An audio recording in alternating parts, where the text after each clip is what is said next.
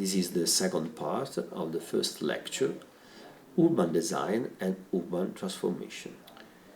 The design of the contemporary city can be summarized through the description of four movements that neatly enclose some of the diversity of the process of urban contemporary development and urban design ideas.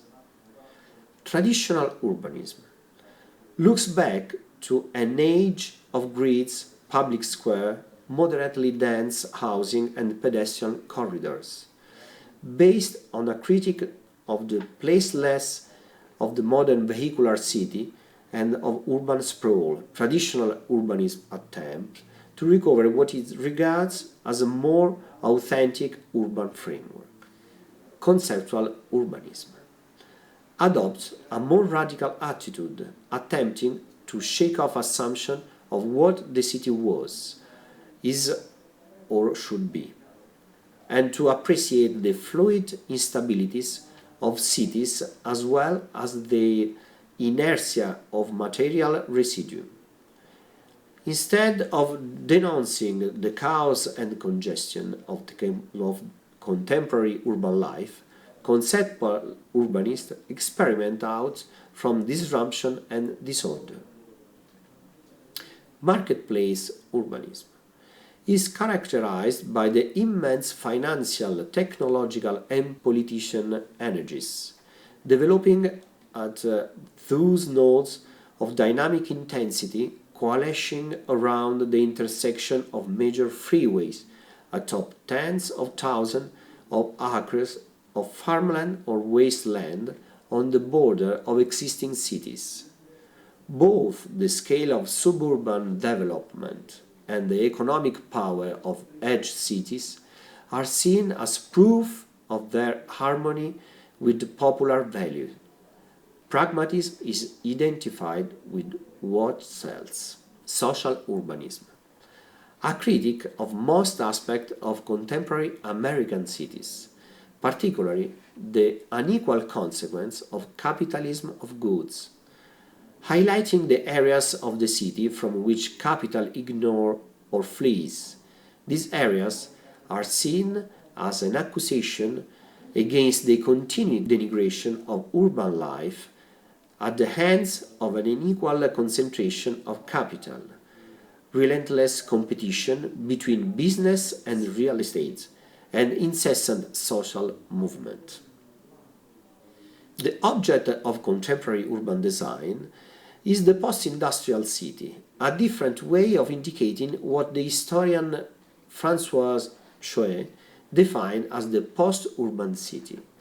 According to Choe, the city is today an anachronistic object belonging to the past, whose process of urbanization involves us in the post-urban area. The city of the post-urban is the product of modernism and postmodernism, very different from the medieval, Renaissance and Baroque cities characterized by a monumentalism. Our jobs are changing, and so are our cities. We have a huge amount of data to help make cities more efficient and sustainable. But do we risk losing humanity in the urban jungle?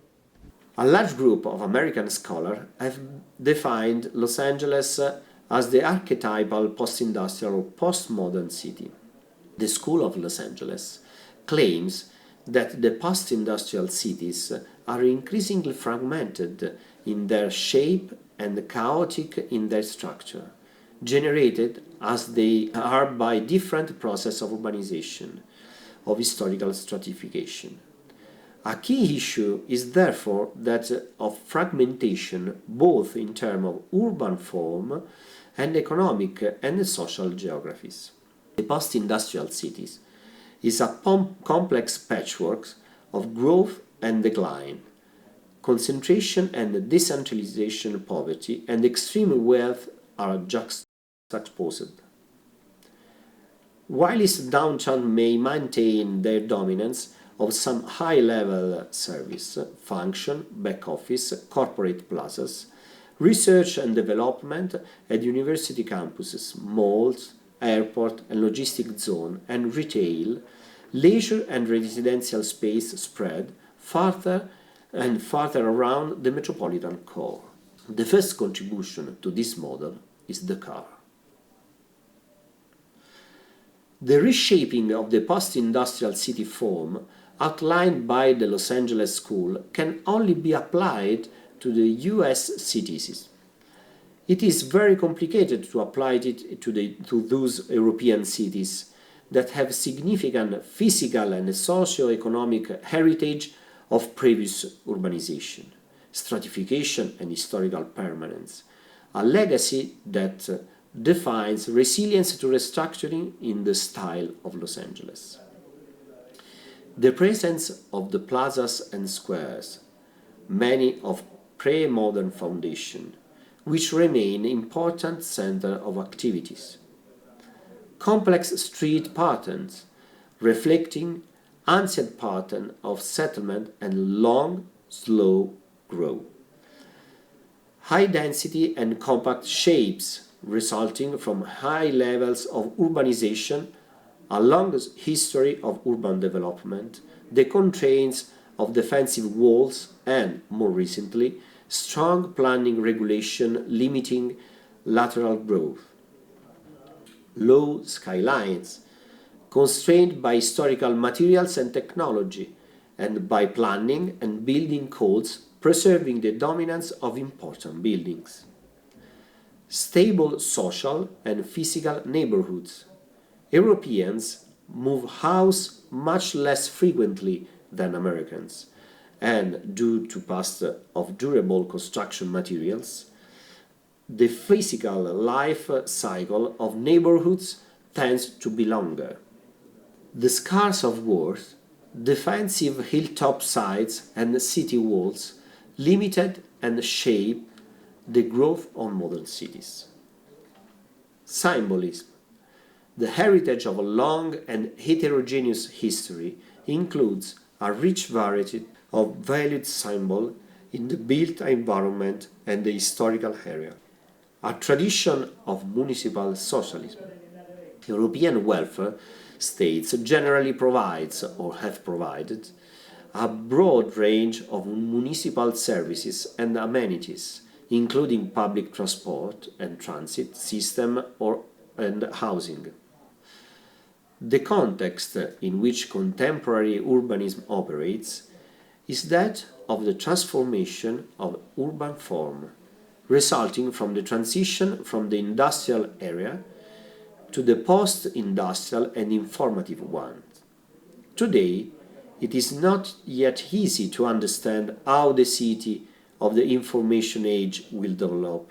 However, it is argued that this era challenges the idea of a city that, in the end, needs to be rethought. Computer networks have become essential to urban life. Like streets, memory and screen define space play an important role. Much of the economic, social, political, and cultural action moves into cyberspace. The informational area has some important consequence on the city and its use. Information and communication technology allows teleworking. Teleworking can result in a substantial decrease in workflows, and the employee could go to work only once or twice a day for meetings, from urbanity by necessity to urbanity by choice. Teleworking does not eliminate the needs to design and create urban space where people want to live, work, and play. It can simplify spatially fluid and complex urban lifestyle. ICT could influence future spatial and geographical cities because the network denies geometries. It does not matter where computers are located, but that they are connected to each other. A possible implication in terms of urban shape could be an apparently random combination of land use spread in the landscape. This produces a landscape in which capital lands by chance on a parcel, ignoring opportunities on successive parcels. The result would be a collage of non-contiguous lots, consumer-oriented landscape without conventional wide centers. The context in which contemporary urban planning acts is also influenced by the environmental sustainability of urban growth. The most influential and determinant factors of the urban shape are related to climate changes, resulting from global warming and pollution, and the exhausting of fossil fuel reserves. Rising fuel prices will change the location selection parameters. While some argue that will lead to more compact and centralized urban form, there is considerable debate about the forecast. A more compact city reduces travel, simplifying shorter journeys and the use of public transport. A compact city also supports the maintenance of open spaces and high-quality habitats, encourages pedestrians and cyclists, makes the supply of services and facilities economically sustainable, improves social sustainability, and promotes social interaction. Thank you for your attention.